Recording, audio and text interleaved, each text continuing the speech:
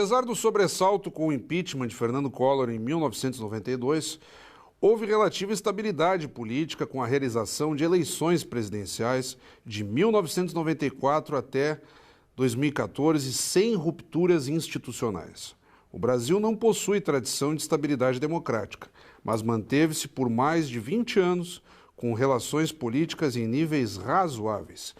Esse é um dos trechos da obra As Fake News e o Discurso de Ódio nas Eleições Gerais de 2018, o ciberespaço como nova era de disputa eleitoral, obra recentemente lançada aqui em Caxias do Sul, pelo bacharel em Direito e economista Edson Borowski, meu amigo particular, inclusive, que nos brinda com a sua presença aqui no Café com Letras da TV Câmara, canal 16 da NET. Edson, uma honra tê-lo conosco. Obrigado, Fábio. Para mim também é uma honra estar aqui nessa Casa da Democracia falando sobre um livro que trata sobre eleições, né? Edson, eu concluí a leitura há pouquíssimas horas aqui para o programa e tu fazes uma recuperação muito interessante. O sujeito que pensa que vai deparar apenas com o contexto das eleições passadas, tu permites aqui também, e não foi à toa que eu escolhi esse trecho aqui de leitura, uma recuperação da própria história democrática brasileira para entendermos o contexto no qual nos encontramos nas últimas eleições presidenciais, que também envolveram cadeiras para deputado federal, senador, governador e por aí afora. Então eu gostaria de começar a partir dessa noção de uma contribuição a um panorama democrático no Brasil e depois sim adentrarmos já no contexto específico das eleições de 2018. Fábio, o livro ele é parte de um projeto de pesquisa da minha conclusão do curso de Direito na UX, né? Eu sou formado em Economia pela Universidade Federal do Rio Grande do Sul também, e a ideia do curso de Direito é trabalhar do ponto de vista do direito regulando a vida social. Mas quando eu comecei a pesquisa, eu percebi que, não, peraí, nós precisamos voltar um pouquinho na história. E a primeira parte do livro, que eu trato sobre as teorias democráticas, a gente percebe, desde dos gregos, né, da democracia utópica grega, da necessidade da informação ser um espaço rico e fundamental para a tomada de decisão. Então, os gregos, Aristóteles, que eu trabalho um pouco no livro, destaca isso, né? Para ir até a praça, até a ágora, o cidadão precisava estar informado. Ele precisava ter as mesmas condições que os outros cidadãos que têm acesso à informação para que a tomada de decisão seja correta. Rousseau, já na democracia moderna, também trata disso. Ou seja, aquele cidadão bem informado terá condições de tomar uma decisão correta. E vindo para os teóricos mais modernos, Robert Dahl, que é um americano que trabalha a qualidade da democracia, ele tem 2 institutos na Poliarquia, que é o livro seminal dele, que trata sobre informação, que é o acesso à informação e a liberdade de expressão. São 2 pilares na Poliarquia de Dahl que dialogam muito com o que nós vivemos hoje. Então, eu resgatei todo esse histórico teórico e terminando com Bobbio, né? E Bobbio fala no seu livro O Futuro da Democracia que a democracia sempre está em risco, mas sobrevive. E hoje a gente percebe também esse espaço na política brasileira, não só brasileira, mas também no mundo todo, nos Estados Unidos, na Europa, nós temos vários e vários exemplos de risco à democracia. E depois nós trabalhamos um pouco no livro, no segundo capítulo, essa loucura que é o ciberespaço, essa nova forma de viver. E essa nova forma de viver impacta diretamente na política. E as redes sociais vêm numa ideia do Mark Zuckerberg de aproximar as pessoas, mas ela se torna também ferramenta. E eu trabalho um pouco no livro, antes de chegar lá naquela parte do direito mais propriamente dita, na ideia de que as pessoas utilizam a fake news, utilizam a desinformação, porque a gente trabalha um pouco conceitualmente o que é desinformação, o que é fake news, como ferramenta. Mas o centro de toda essa a turbulência que nós vivemos hoje nas redes sociais é o discurso de ódio. Então, se hoje eu fosse reescrever esse livro, eu inverteria. eu colocaria primeiro o discurso de ódio, porque esse é o fator primordial que nós precisamos estudar hoje. E os estudos que tratam sobre fake news, ou tratam muito... Tem um professor que fez o prefácio, inclusive, o professor Diogo Reis, que é, para mim, a maior autoridade hoje no Brasil sobre fake news. E ele trabalha a teoria muito psicológica, ou seja, a fake news ela tem um campo fértil hoje nas redes sociais porque ela atinge o coração das pessoas. Ela atinge o que as pessoas acreditam, independente de se aquilo é verdade ou não. Aquilo que você quer ouvir, né? Exatamente. É a chance de obter mais engajamento. O engajamento, ele, na verdade, toda aquela parafernália que a gente tem hoje nas redes sociais sobre algoritmos, ou seja, todos aqueles cliques que eu dou formam o meu perfil social. E os algoritmos acabam percebendo isso, nós temos vários estudos sobre isso, e direcionando toda aquela publicidade. Hoje, qualquer consulta que a gente faz na internet, a publicidade vem quase que online. Sim, você consultou um tênis, ele baixou de preço, vem a mensagem, no Facebook já tem a mensagem, o WhatsApp está progredindo para isso também, para te receber material informativo. Ou seja, nessa nova dimensão das relações sociais, a política ela também é impactada, né? No livro, nós temos essa colocação também, quando tu citas a cibercultura, autores como André Lemos, Pierre Levy. O Pierre Levy, em dados momentos, chega a ter até uma perspectiva assim, idealista, até ingênua do cenário, porque ele acredita assim, numa multiplicidade de conhecimentos na internet, com uma grande biblioteca em que as pessoas vão ter acesso à informação, o que é verdade. Mas o problema é a interpretação disso, a adaptação que o conteúdo sofre. E aí eu li o teu livro muito com o olhar de jornalista. Tu escreveste aqui com a perspectiva de um advogado, sobretudo buscando subsídios para marcos legais que impeçam a deturpação das notícias. Porque as fake news nada mais são do que as notícias falsas. Então, na perspectiva do jornalista, a notícia é tudo aquilo que sai da ordem normal das coisas, digamos assim, a grosso modo.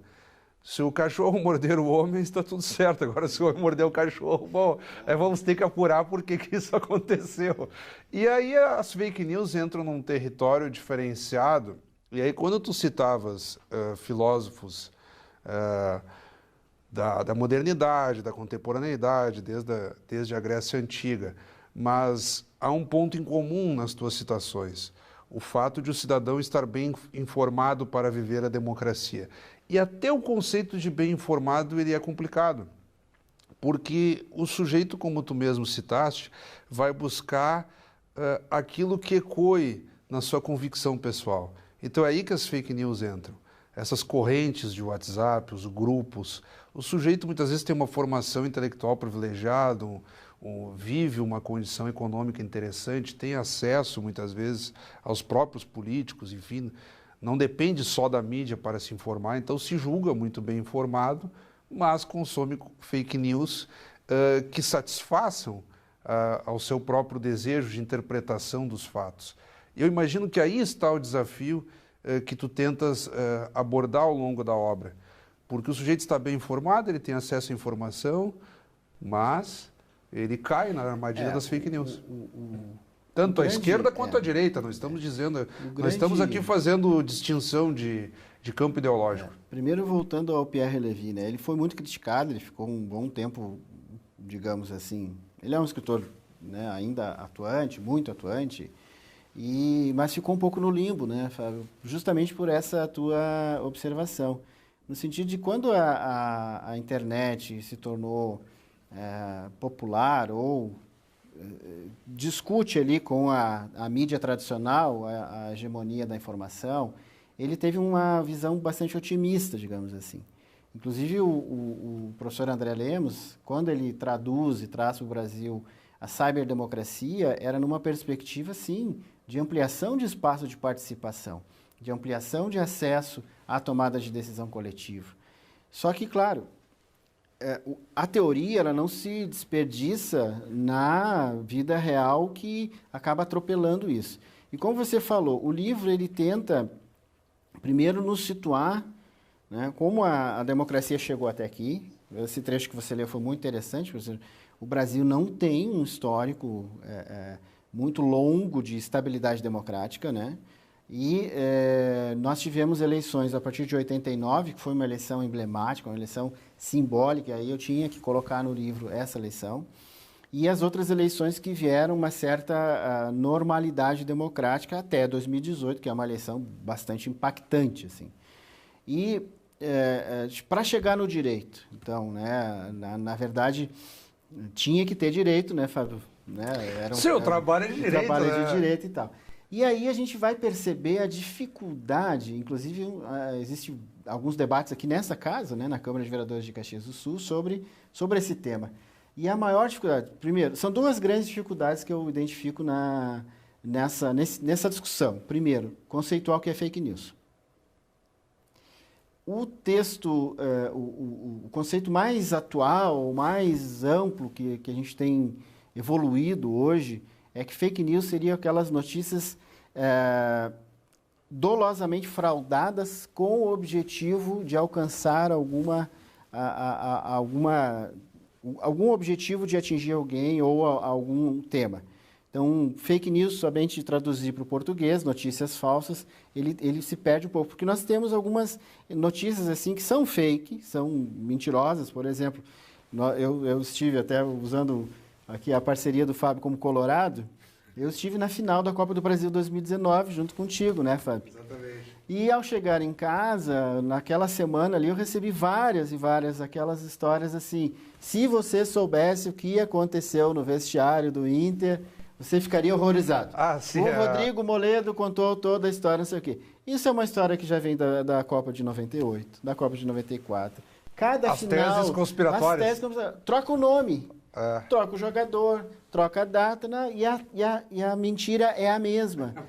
Esse tipo de matéria não chega a causar um dano, né? Por isso que a gente chama, é uma desinformação. Então, a desinformação, ela tem vários níveis. Tem a sátira, né? Às vezes tu faz uma figura satírica de alguém, mas aquilo não é verdadeiro. Então, mas também não tem um impacto tão grande. Então, fake news, a gente tem uma classificação muito ampla. E o segundo desafio é legislar sobre fake news. E aí tem um capítulo, uma sessão que eu trato bem sobre isso, né? É possível que o direito regule fake news? Hoje, nós temos no mundo várias e várias tentativas que são, às vezes, muito mais tentativas de calar as vozes do que efetivamente combater fake news. Agora, são campos muito delicados que tu tocas aí, porque a sátira, muitas vezes reproduzida em charges, animações, exige um refinamento da audiência. Eu lembrava aqui, por exemplo, daquelas charges do Charlie Hebdo na França, envolvendo muçulmanos e tal. Aquilo deu uma efervescência popular de rivalidade entre religiões no contexto da França, às vezes por uma charge de jornal. Mas tu fazes aqui uma diferenciação no cenário mais nacional, cenário brasileiro, de tentar discernir informação, desinformação de notícia falsa. Ou seja, notícia falsa, o sujeito sabe exatamente o que é e deturpa para atingir um objetivo. A desinformação pode-se partir do pressuposto de que, de fato, o emissor não dominava exatamente todas as fontes, aquilo que nós chamamos no jornalismo da checagem. Ouvi dizer... Não tem ouvi dizer, eu vou ligar para o Edson para saber se é verdade, se eu vou falar alguma coisa relativamente a ele. Aí eu ouvi o do Edson, mas para aí... imbrica outra autoridade, vou ter que checar com outra autoridade, até chegar num entendimento. O que a gente percebe assim, que há uma dificuldade de confiabilidade das fontes. Então, isso que tu falaste para o final assim, é muito interessante. Se você receber um WhatsApp meu, você nem vai checar. Dificilmente você vai checar. Sendo da Justiça Eleitoral, né? Vou acreditar. O Edson, escritor, trabalhou sobre fake news. Não, o Edson não vai mandar uma fake news para mim, eu vou mandar direto. Mas credibilidade da fonte.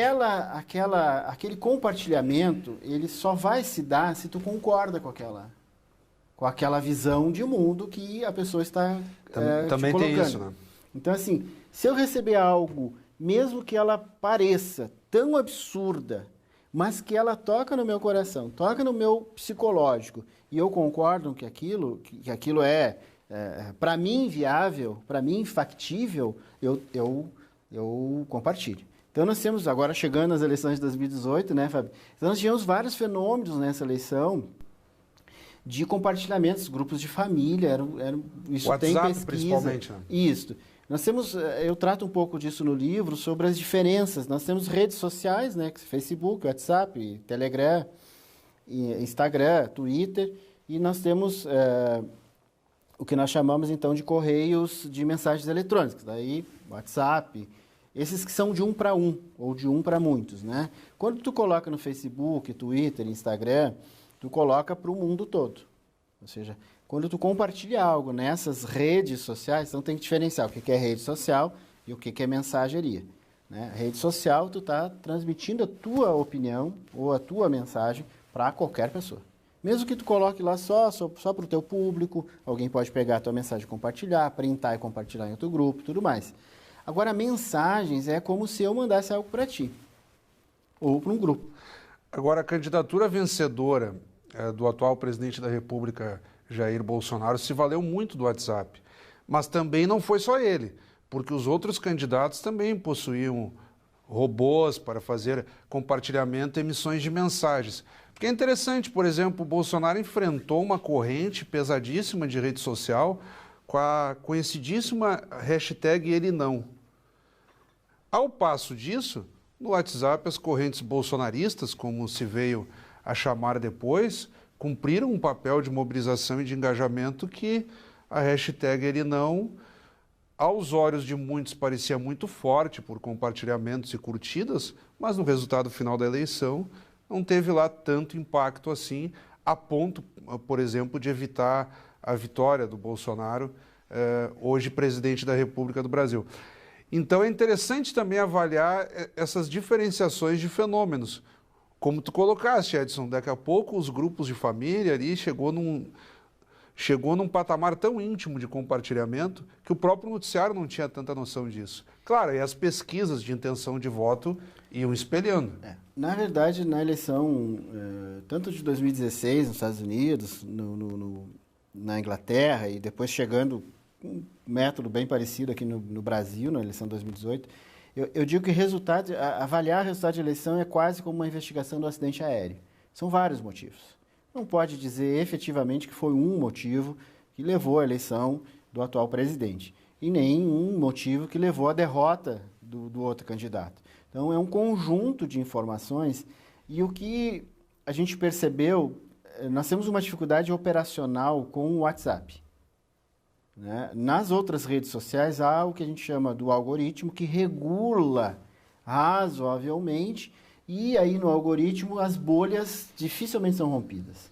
Então, quando eu tenho a minha bolha do Facebook, você fala para os seus, né? Você fala para os seus. Eu acabo falando praticamente para os meus e você para os teus. E, geralmente não há uma integração tão grande, apesar de eu receber hoje de todos os aspectos. Agora, o WhatsApp, que foi a grande ferramenta utilizada em 2018, ela tem esse problema, primeiro, é direcionada. Eu posso escolher, em 2018, inclusive, não tinha Lei Geral de Proteção de Dados, não tinha Marco Civil da Internet para uma regulação um pouquinho maior. E eu não tenho o que a gente chama no estudo das comunicações, o chamado zero rating. Para mim, esse é um grande problema. O que é o zero rating, o zero confirmação? Através dos pacotes de dados das operadoras de celular, o WhatsApp ele nunca é bloqueado. Ou seja, acabam meus créditos lá do cartão, então eu estou lá na minha dificuldade de financeira, eu tenho um cartão no meu celular, acabou a minha internet. Mas o WhatsApp ele continua funcionando. E o que eu recebo numa mensagem, num grupo? E eu não posso confirmar aquela informação. E aí a confirmação, o viés de confirmação, que a gente trata também no livro, vai da fonte. Então, se eu recebi do Fábio o viés de confirmação, aquilo que eu acredito, vindo do Fábio, tá ok.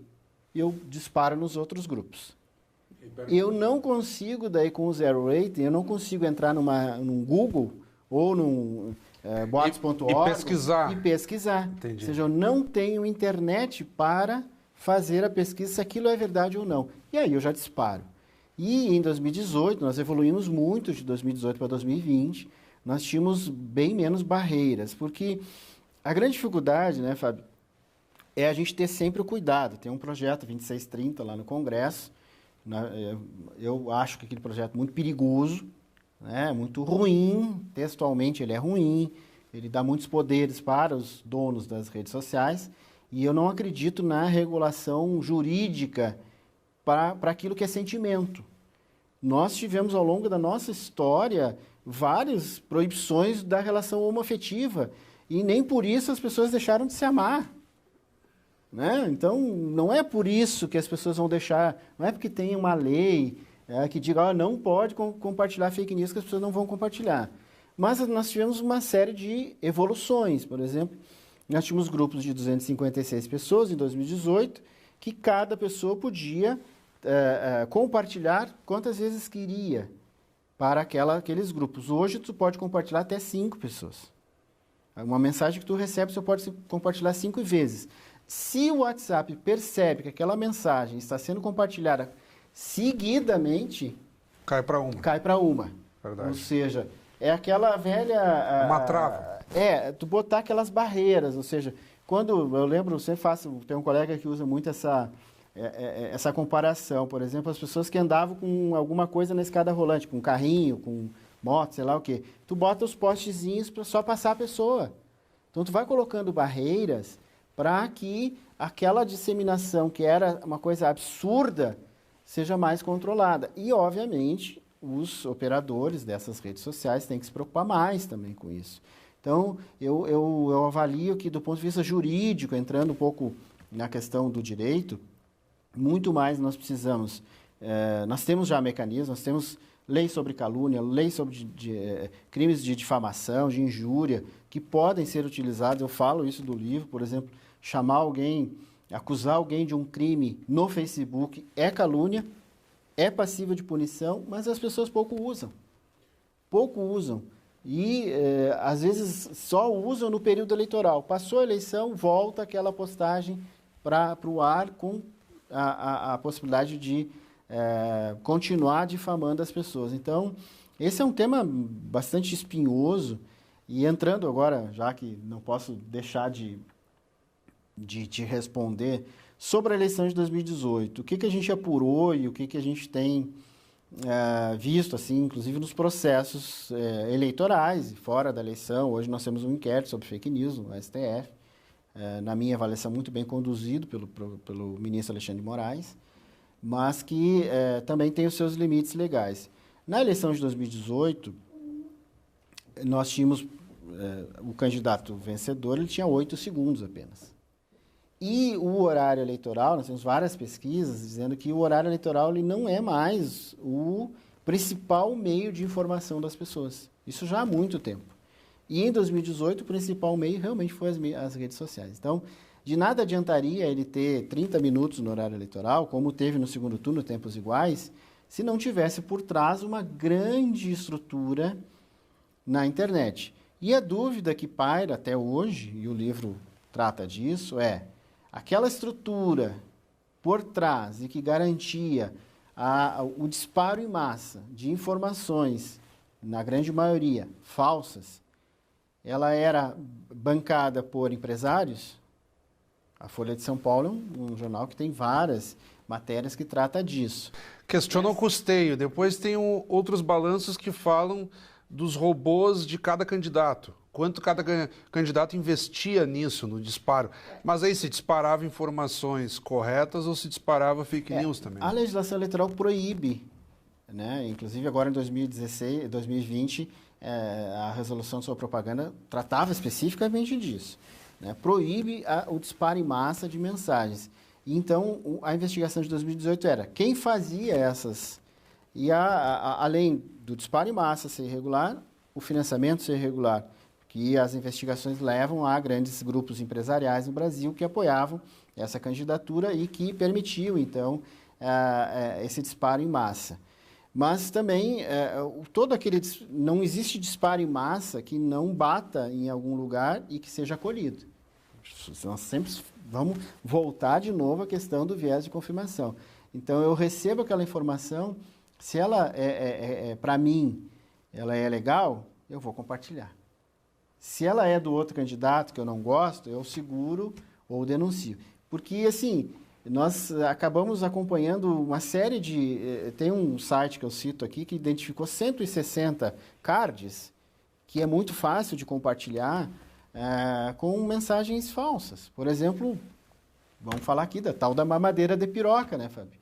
Quem é que acredita que alguém vai, né, distribuir nas escolas uma mamadeira com o bico, um pênis para as crianças? Ou seja, é uma coisa absolutamente fora de qualquer padrão racional. Mas eu recebi. Não sei se tu recebeu, alguém recebeu. E as pessoas recebem e compartilham, porque aquela mensagem dizia, tal candidato é isso que ele defende. Olha, viu? Né? O cara defende isso. Então, assim, é algo tão absurdo que só tem condições de viralizar se aquilo bate na minha crença. Então, nós trabalhamos muito mais com crença do que com razão. Então, essa a conclusão um pouco do livro. E aí, voltando ao início, bem do início, e do discurso de ódio, né? Então, o discurso de ódio, ele transforma as pessoas em vetores daquilo que ela tem de total indignação. E aí, entrando numa seara assim, de sugestões até, de leituras, tem um livro muito interessante, que assim, me caiu no colo por acaso, sabe? Que é o do Chomsky, Noam Chomsky, sobre a decadência do sonho americano. Então, quando as pessoas perdem... nós vivemos uma crise desde 2008 no mundo, agora meu sangue economista aqui, né? Uma crise de 2008 para cá, que ainda, tirando o mundo oriental, a China e a Índia principalmente, nós não superamos ainda, né? Então, não superamos, assim, do ponto de vista da reestabilidade econômica, de uma situação mais tranquila. Mas as pessoas perderam tudo, isso que o Chomsky fala. Tratando do caso americano, principalmente da eleição de Trump. E aí chega alguém que fala algo que tu quer ouvir. Isso te convence. O novo na política tem muito disso. Eu não quis te interromper, Edson, porque tu vinhas num raciocínio muito bom e até tocaste num último ponto que eu iria te provocar, no sentido do desfecho da obra. Tu citaste aí projetos de lei, o livro enumera dezenas de projetos de lei em tramitação no Congresso Nacional, ao que dialoga com o contexto da própria Câmara Municipal de Caxias do Sul, uma casa legislativa, no sentido de tentar cercar melhor esse tema, e tu colocaste aí na tua manifestação, e está no livro também, os riscos desses marcos regulatórios. Não é bem assim sair por aí regrando, assim. Precisa ter um certo cuidado. Nós não chamamos a vinheta das dicas do autor, mas tu já recomendaste também uma obra do Chomsky, então acredito que também contemplamos essa parte. Eu vou pedir que de forma breve, então, agora, num minuto final, digamos assim, tu tentes cercar essa temática tão complexa que tentamos aqui de forma breve, assim, dar pistas e passeadas por todo esse panorama histórico e de contribuição de combate às fake news. Ninguém quer notícias falsas, ninguém quer manipulação, mas sim que o jornalismo e os elementos que circulam pela opinião pública sirvam para formar a cidadania, esclarecer, como estamos fazendo aqui pela TV Câmara.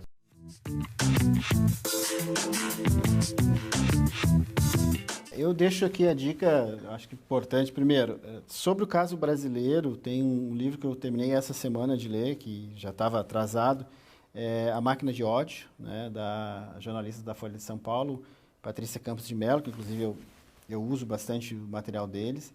Do ponto de vista internacional, tem um livro muito interessante, que também foi uma sugestão de um colega de trabalho, Os Engenheiros do Caos, Giovanni da Empoli, é um um escritor italiano, que trata de várias situações no mundo inteiro. Então, e aqui no Brasil, esse livro a gente tenta trazer um pouquinho, resgata um pouco dessas obras, e estamos sempre à disposição, Fábio, porque eu sou um defensor incansável da liberdade de expressão, da liberdade de imprensa, da responsabilidade com a informação, porque informação tem um valor inestimável. Se algo tem preço, não é a informação. A informação não se precifica, as pessoas emburrecem e se esclarecem com informação de qualidade. Uma informação manipulada derruba a reputação de alguém, muitas vezes de forma irreversível. E o recado final é esse: cuidado. Antes de compartilhar, verifique se aquilo é verdade. E, na dúvida, nunca compartilhe. É a checagem jornalística. Mais uma vez, muito obrigado, Edson. Eu que agradeço, Fábio. Um abraço. Acabamos de conversar, então, com o bacharel em Direito, economista e agora escritor também, Edson Borowski, que nos brindou aqui com as fake news e o discurso de ódio nas eleições gerais de 2018, o ciberespaço como nova arena de disputa eleitoral. Obra recentemente lançada em Caxias do Sul e livro que pautou o Café com Letras desta semana. Como sempre, também convidamos a todos que continuem acompanhando a nossa programação. Até o nosso próximo encontro.